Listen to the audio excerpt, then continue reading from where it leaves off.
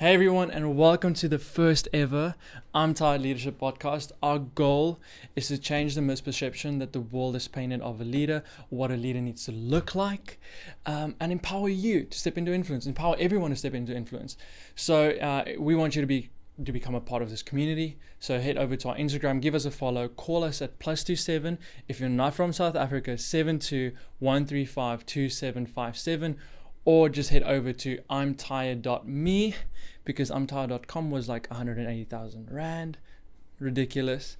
But on today's episode, we are interviewing a husband, a great leader, a sports person. He is insane. He's a great friend of mine. And we're in the other room, but I'm going to introduce him here. And his name is Zeeko Alexander. I need to know everything. Who and the what and the where. I need everything. Let me get in here, bro. Let me get in here. I wanted to say this. Zeeko and I play a lot of one-on-one basketball. We haven't played in a while though. My move's the step back. That's the move. That is, but always to his right. Yeah. Never to the left. I'm working on the left. Are you though? Working on the left. No, I'm not. I should be working on my left. I feel you never switch on your competitive switch when you play against me. I feel like your little brother. No. I'm a Christian, so every time that I feel, I'm getting a bit heated, I turn down the heat. Okay. Just sometimes there's, you know what I mean. But I want you to turn it one because once. you're so nice, like you're a friend. So I mean, just to get competitive for no reason with a friend it's just not what I should be doing. But if there was healthy competitive, if there was someone on the court that was acting like that gets me wrong, like an idiot, like acting like an idiot, I would turn it on a little bit more. Sometimes I do. Yeah. I've said very bad things on a basketball court. We all have. We all have. But on the topic of basketball, we're into like a third into the season. We are. Who do you think's going to take it? Listen. It's difficult. If I was a betting man, which I am. No, I'm joking. I'm a Christian, I'm a betting man, and I act out of my character. All the time. I'm perfect. Nah, if I was a betting man, which I'm not, I would put my money on the Lakers again. Okay. Just because they have that guy. They have that guy. You know what I'm talking about. Alex Caruso. LeBron James. Yes, they have LBJ, and you got to put your money. It's like betting against Tom Brady. No matter where who's playing, he's going to take you to the championship. You don't bet against Brady. You don't bet against Brady. I think the Nets are looking. I think it's one of those two. The Nets. No one else. Yeah. Maybe the 76ers, but they don't have the championship DNA. They don't. I don't know if the Clippers can. I don't think the Clippers. Last year, I think it was too far for them. So. I don't know. Yeah, I don't know. I don't like Lakers. them. Money's on the Lakers. Like and listen, there's a little team in the East called the Pelicans. I didn't want to talk about that. They're going to trade your guy. Zeko's a huge Lonzo Ball fan. Yeah. They're going to trade your guy. I think they are. But that means I get to buy another jersey. That means your wife gets to buy you another jersey. Okay, but let's stop talking about basketball. We could talk about that for years. Yeah, and after the podcast. Yeah. Okay, but first question. Yeah. Zeeko is a youth pastor, just to say. He's an amazing leader. I look up to him. He's one of my great friends. And keep it going. What I want to know is, what do you wish you learned earlier as a leader? Our leadership context is admittedly, my leadership context is a little bit different than maybe some of the people listening. Yeah. A lot of work that I do is with people, working with people, working with teams, working with people. And so, your leadership role might look a little bit differently, but I'd say that it involves people somehow, whether it's a single parent, whether it's a married parent, whether it's a business leader, whether it's an account, you're going to be working with people in some context. Yeah. And I honestly wish that I learned earlier how important it is to love people in the role. And I think a lot of my leadership journey, maybe we'll talk about it tomorrow, but a lot of my leadership journey was, getting a lot of stuff done. And that is a large part of leadership. Don't get me wrong. Yeah. We have to be people who get some stuff done. Otherwise, no one's going to give you a leadership role, to be honest. Yeah. If you can't produce. But I wish I learned the other side of it, or maybe not the other side. I wish I learned the foundation of that. The foundation, because getting stuff done is amazing, but stepping on people to do it is it's not a vibe. No, you're gonna get to the top, but you're gonna fall real quick. Or you're gonna get to the top and be alone. As our pastor Phil Dooley says, leave a trail of destruction behind you. Oh wow! And we don't want to be those types of leaders. No. We don't want to be leaders who get the job done in spite of people. We want to get the job done because of people. Yeah, with people. And with people. With people. And having fun with people and growing together and building family with people as we do the job. Yeah. So I think I've just answered 5 questions in one, but that's pretty much. We're done. Yeah. Cut it. Hey, cameraman. We're good. No, I'm kidding. There's no one there. There's no one behind the camera. It's just us. But for me, when I was in LA, even before I went, that's why I know I wanted to go, is because everyone steps on each other to get to the top, whether it's entertainment world, creative world, corporate world. And it's not only there, it's really bad there compared to what I have seen in Stellenbosch or Cape Town, Joburg, Pretoria, or anywhere. Not Stellenbosch, bro. Nah, Stellenbosch is different. No. Stellenbosch is the epicenter of it in South Africa almost. But anyway, it happens everywhere. And you said, you leave destruction behind you if you just step on each other. I think people have like a desire to do something great in life. And once again, I'm speaking from a faith perspective. You might not be a person of faith, but in my opinion, everyone wants to do something powerful in life and something amazing, something worthwhile. And I think that desire sometimes gets the better of us when we are so desperate to do what we want to do that we're willing to step through and over and on people to do it. So that desire in yourself to do something big isn't wrong. That's amazing. That's we all need to have big dreams, but we shouldn't achieve them despite of people. No, we can't. Now on just talking despite of people, what we talk about here is like what we're tired of.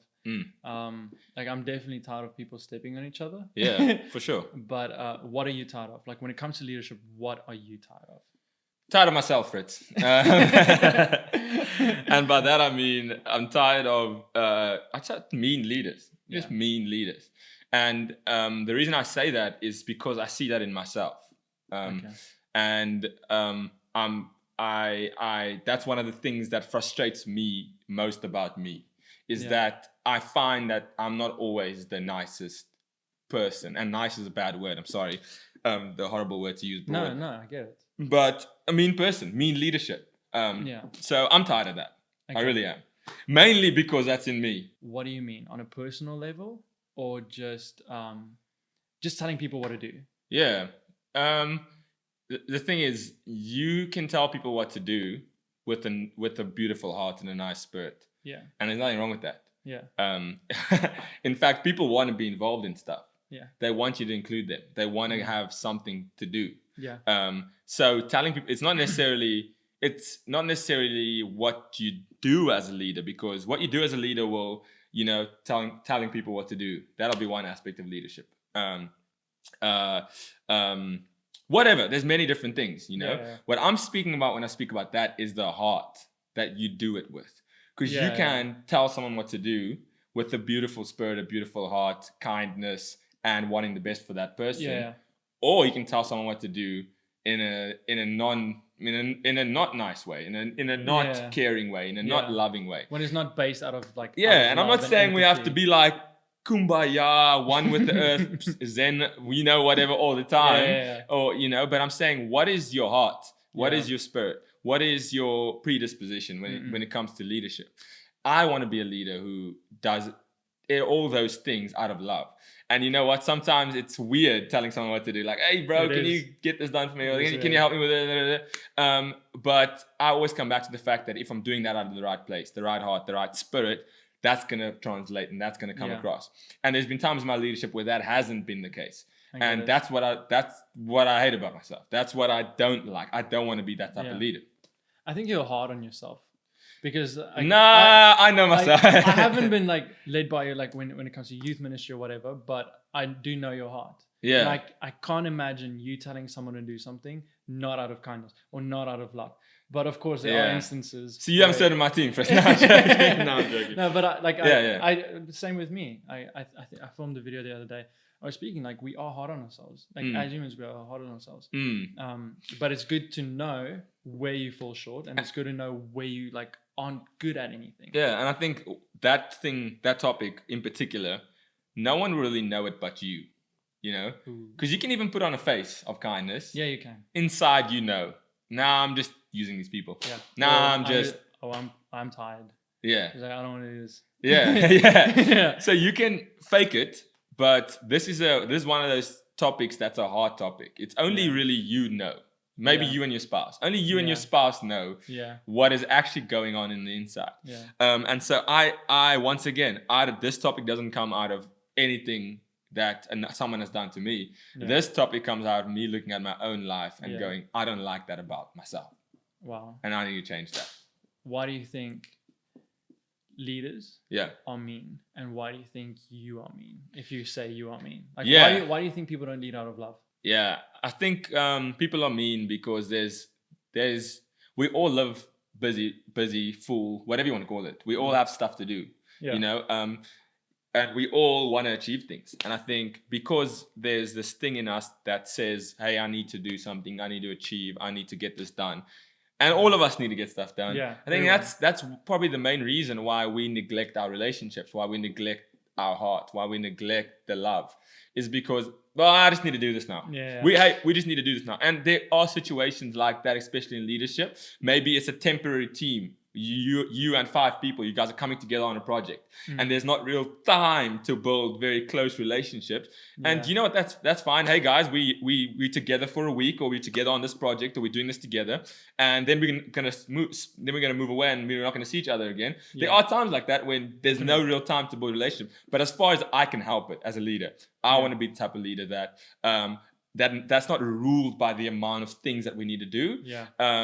But I'm ruled by the love that I have for people. And I find this is the thing. The irony of this topic is when you have great relationships with people, you can do amazing work together. You can do amazing work together. I'd rather work with someone that I'm flipping tight with, that I'm close with, and we have a friendship, and we have fun doing the job together. Imagine how much we could achieve. So much more. Where you know, me and you coming together, but we're not really tight. And I was really rude with you over the phone last week, and I demanded, and I said this, and I said that, and now we have. It's like it's not gonna work. Yeah, you know, it's dispersonal. Like it's not personal at all. Yeah. And when you want to do something, like let me use this story. Listen to a podcast. This was about 2 years ago, about people talking when you work in unity with each other, like when you work tight, when you work with a friend. They had a rule that they won't work on something alone. So there'll be 8 people around a table. They'll pass all the laptops. They'll work on film projects, design projects, work on it for 10 minutes. You switch laptops. So everyone gets to work on that one project. That's mad. So no one can say, I did this. That's cool. No one can say, oh yeah, made that, or I filmed this. It's we did this. Yeah. And that's really cool. Yeah. Like when you do stuff with other people, it takes you way further. Yeah. And I think we might not be able to always do it that together. Yeah. You know, life sometimes, especially now. Yeah, life sometimes just means that, hey, this person's gonna lead the thing, and everyone else is gonna serve on the team with them, and they're gonna call the last. They're gonna have the last say. Yeah. And that's fine. Sometimes it needs to be like that. We can't always control that. But once again, like I'm saying, as much as I can help it, I want to be the type of leader that people feel like, man, that guy genuinely cares about me. Yeah. That guy actually loves me. Yeah. Even when you may have something challenging to say to that person, even then you say it out of love. Yeah, and even then the person walks away feeling better about themselves, not worse about themselves. Yeah. Knowing that you've said that not out of a place of anger or meanness or irritability, but that you've said it out of a place of love. Yeah, and that's the foundation. It's the foundation of leadership. And that's for me. Like I know I've been a bad leader or a mean leader. And it's one of two things for me, in my own experience as well, is I didn't know what the foundation of leadership was. And that is to love and to serve. Like there's no other thing. Like if we don't do that, like lead out of love and out of serving, we're going to come second, like 100%. And the other thing to me has been bitterness. bitterness within myself towards someone or something, or just someone being bitter towards me, then I lead out of a place that's mean. Like bitterness has probably been my biggest fall in life. Yeah. Where I cling to something, like, but not only to forgive other people, forgive myself. Like I've not done stuff because I was ashamed of something that I screwed up on, and that held me back. Like, oh, I didn't reply to that person, or I didn't speak like as good as I wanted to, or out of love as I wanted to, because of something that I made a mistake on. That's real, man. And vice versa, of course. Like we get hurt, we feel bitter towards other people, but we have to forgive others. But most importantly, I think a lot of times we need to forgive ourselves. Like we said, people are hard on themselves, but we need to forgive ourselves. Yeah, you're right. So it's awesome. Next question: what enables you to lead from a healthy place, to lead out of love? Yeah. Whew. That's a big question. Yeah. When I'm in a good place, I'm able to lead out of love.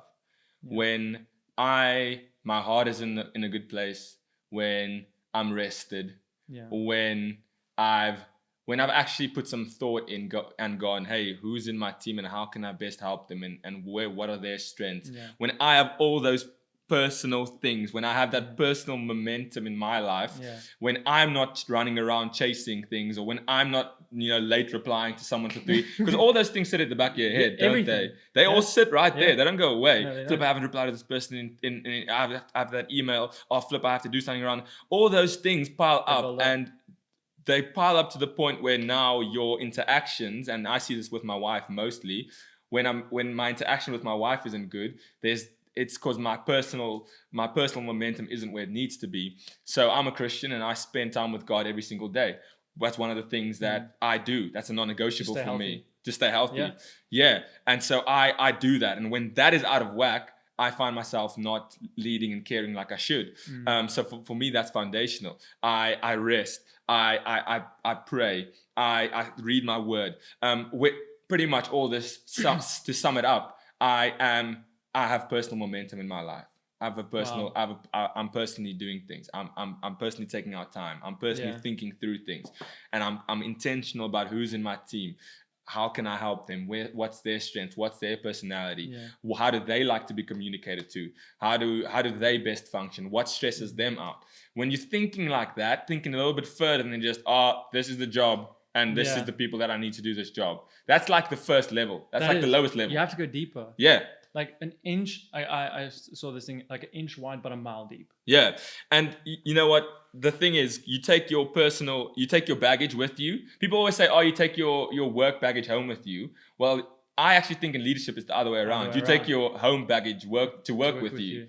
And whatever's wrong in your own world, your own life, you bring that into your work. 100%. And that's not always a good thing.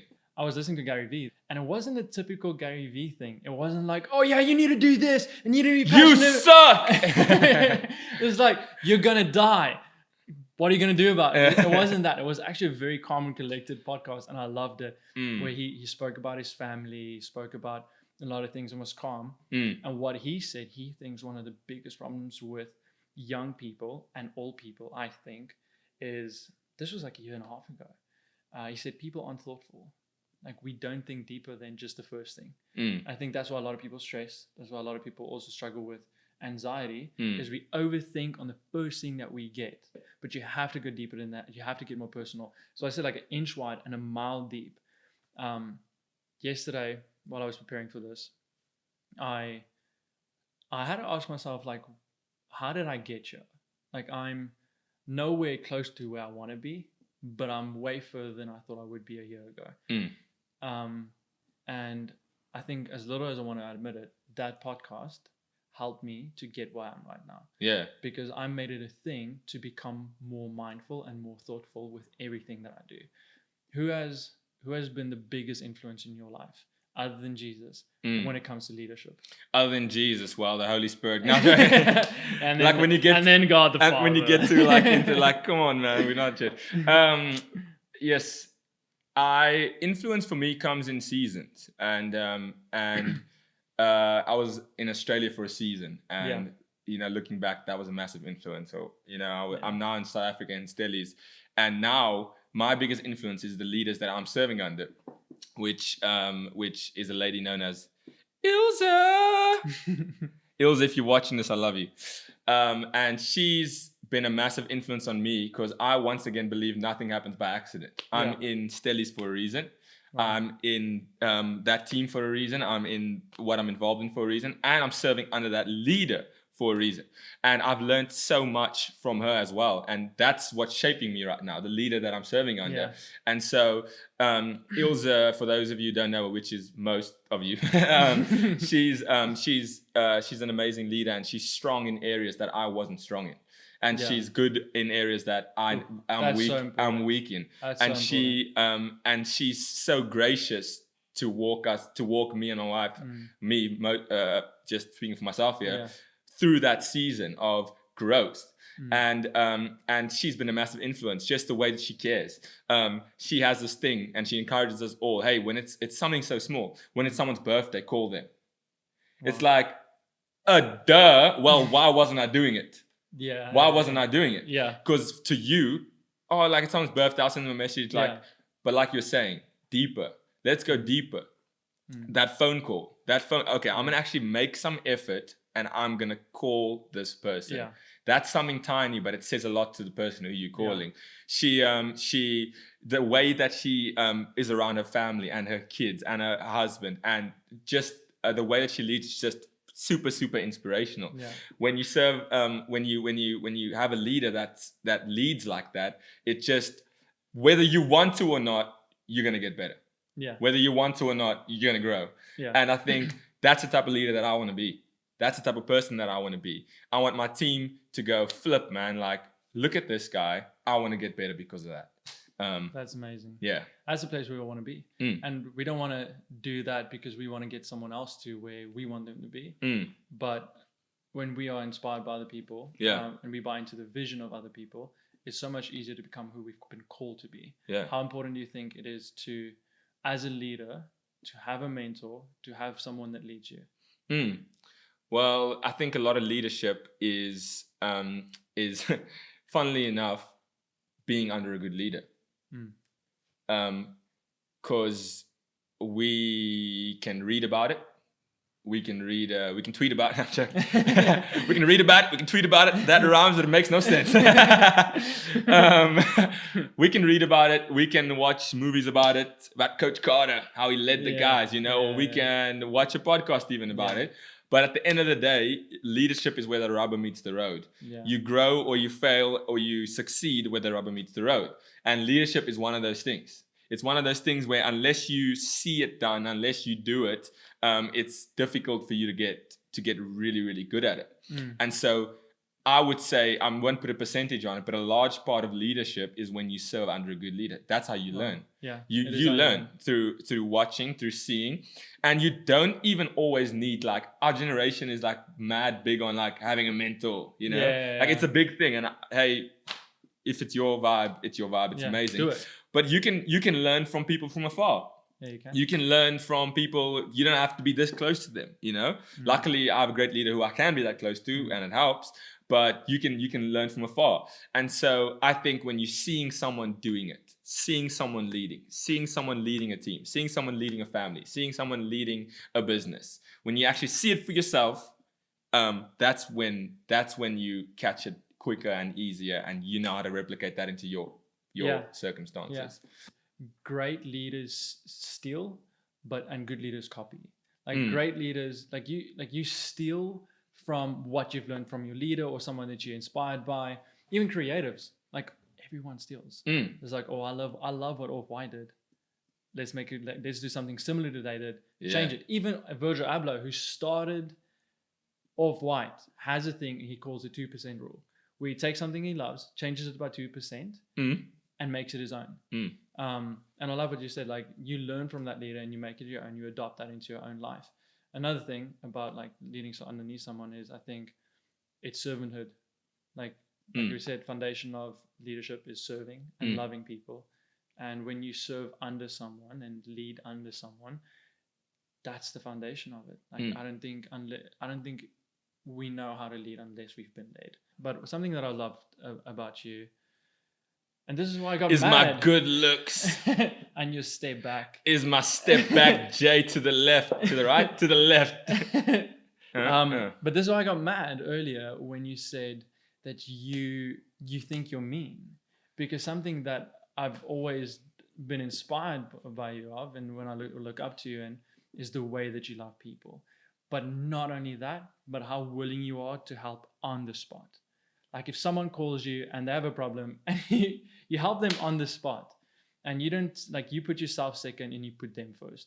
You don't care about your personal preferences, and like, hey, I'm going to help this person. And to me, like, that's inspirational, and I really look up to you and I honor you for that. Thank you. It's a pleasure. That's me, like 10%. You caught me on a good day. You caught me on a good day. Well, like 100% of the times I've caught you has been on your good Yeah. day. I think the second time I ever met Zeeko, Yeah.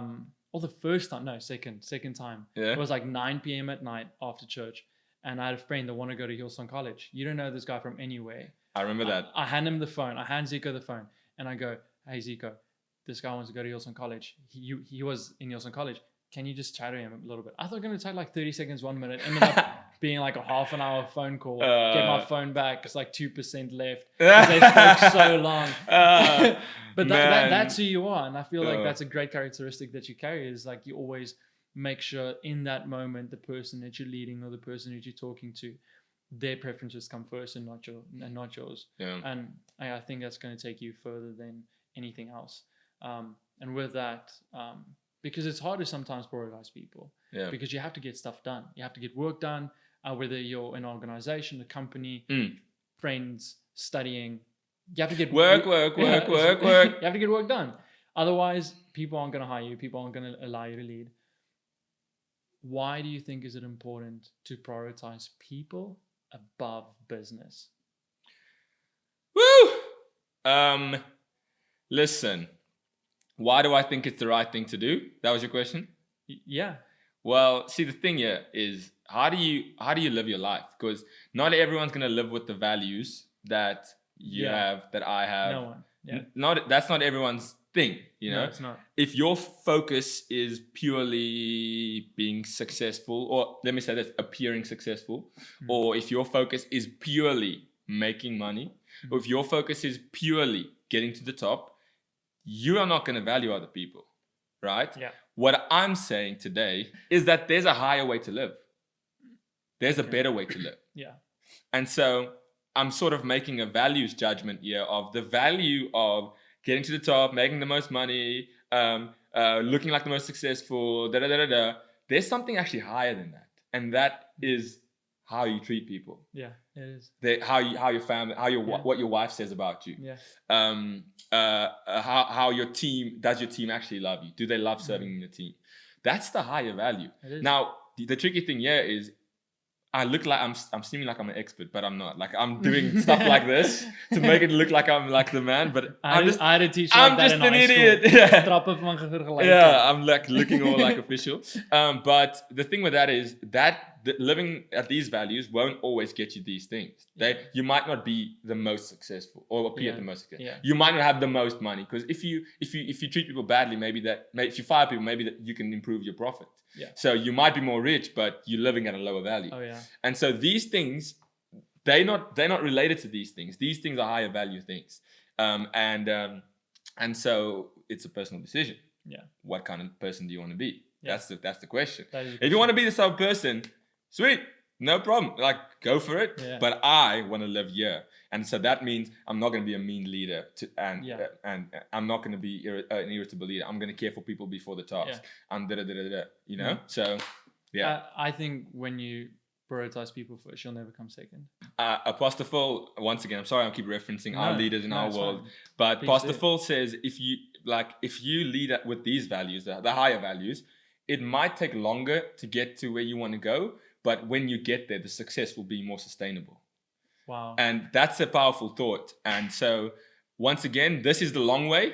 It is the long way. It's the long way. It is a long way. And it's the more challenging way. Yeah. And it's the not as lekker on your pocket way. Like, lekker just means like, it'd be easier not to care about people because then you can just do what you want. Yeah. But we're not like that. We're not going No, to do we're that. not. And it might take longer, might be more challenging, might take a little bit more personal sacrifice. But when you get to where you want to be, it'll be sustainable and it'll be fruitful and it'll be long lasting. Wow. Yeah. What lie do you think people believe about leadership? What lie? I think people believe that leadership is not for them.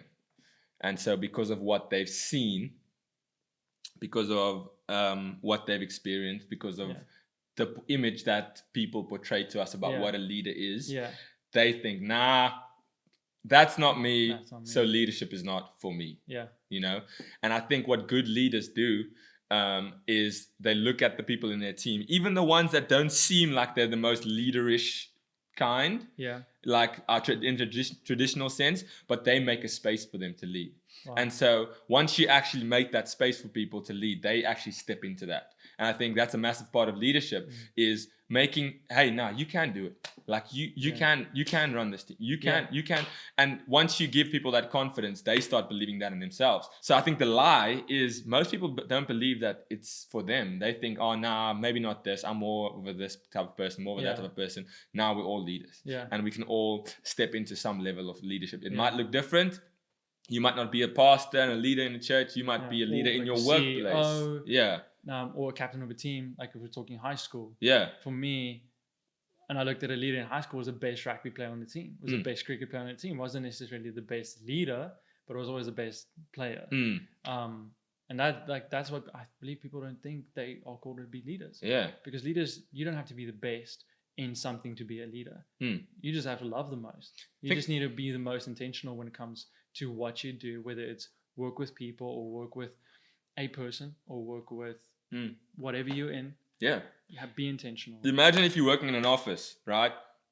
And your office culture is that every morning everyone just comes in and they start their work, right?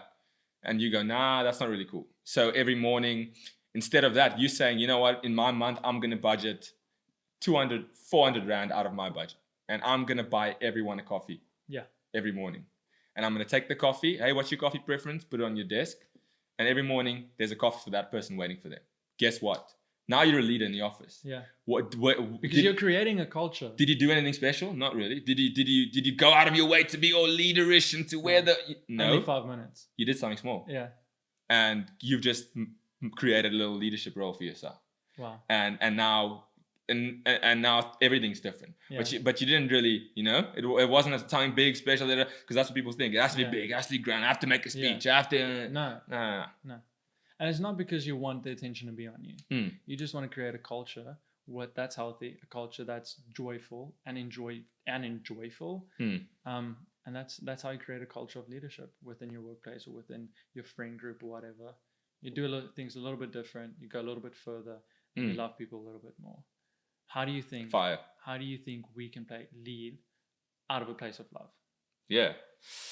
I think catch yourself, because you are really the only person that knows yourself. You are the only person that knows your intentions. Other people might catch onto it every once in a while or see it in action, but you're the only one that really knows what's going on in your heart. So catch yourself.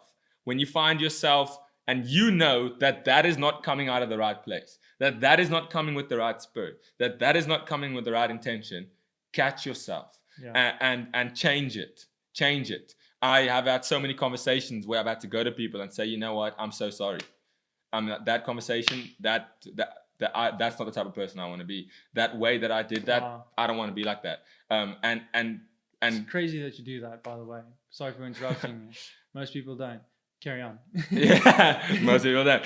But I think you're the only person that knows. And challenge yourself to love people more, in the sense of not just going one level, but going deeper and seeing not just how they can serve you, but you can serve them. Yeah. People on your team so they can serve you. Yes, they'll do things for you. And yes, that's sometimes the dynamic. But imagine if you flipped and you go, I'm going to serve this person harder. I'm going to give this person more than what they're giving me. Yeah. And so figuring out what they're strong in. They do this thing now when someone new steps into our team. Instead of me just interviewing them and going, oh, I'm so glad you're on the team now. Cool. Here we go. Here's your job. No. What strengths can you bring? Like, what can you actually bring into the team that I didn't know? Like, are you good at social media? Are you really caring? Like, can you cook? Maybe, you know, what can you bring? What you can build systems, good at admin, whatever. You know, what can you do? And that's serving people. That's going, I'm going to lead out of a place of love, not just a place of... Someone I think that does it, like, to me personally, the best is our friend Josh Browseth. Dude, he's the best. He loves people. He's the man. I was walking down the road the other day. He drove past me and asked me if I wanted a lift. I was like, it was around the corner from my office. Yeah. Like I remember one time I was doing something like a not fun job. I think we had to put like this massive banner somewhere in town. Yeah. And it was like a very hot, and it was not like, a nice day. you know what I mean? And so Josh sees me from afar and he walks over to me and he goes, what are you doing? And I'm like, bro, I'm going to put a banner up here and I'm just getting ready to walk on. And he goes, can I help you?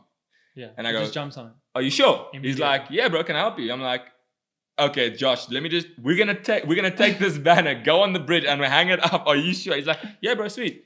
I'm like, it's gonna take a while. He's like, yeah, bro, no worries. And I wasn't planning on sharing that story, but yeah.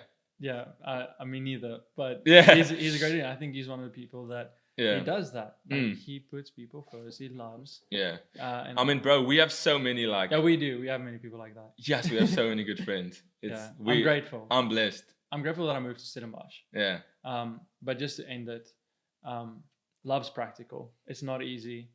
And it's not goody two shoes. Just like, oh, like, how are you doing? Are you okay? It gets like, you should know this. Like, you do know this. It's practical. It's hard when someone calls you at 3 a.m. for wanting you to be there for them, or it's hard to go out of your way and say yes to someone that you really have something to do right now, or you really feel tired or whatever. But for me, the practicality of love is basically justified by the passion that it places within you.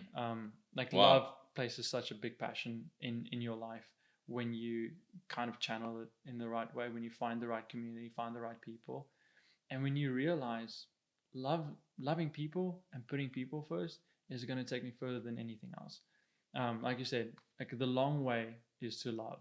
The fast way is to climb and step on over people and on people to get to the top. Yeah. But you want people around you when you get to the top, and you don't want destruction behind you. Yeah. So I think the best way to love is to realize that it is practical, but do it out of passion, because that's going to take you further than anything else. Big facts. Yeah. Anyway, Zeeko, thank you so much for this. I really appreciate you. I'll send you the check, bro. I'm joking. I appreciate you. I'm grateful for you. I'm Thank grateful you. for this episode. Should I walk off? And not yet, but we're going to do this soon again. We're going to talk about something else. Come on. I would love to do something. Can we talk about the Lakers? Let's talk about the Lakers and the Pelicans on the next one. No, I'm joking. Maybe just the Lakers. There's not much to talk about. Nothing. Except when Lonzo scores like a 30-point game in once a blue moon. But anyway, let's say bye. Everyone, thank you so much for watching.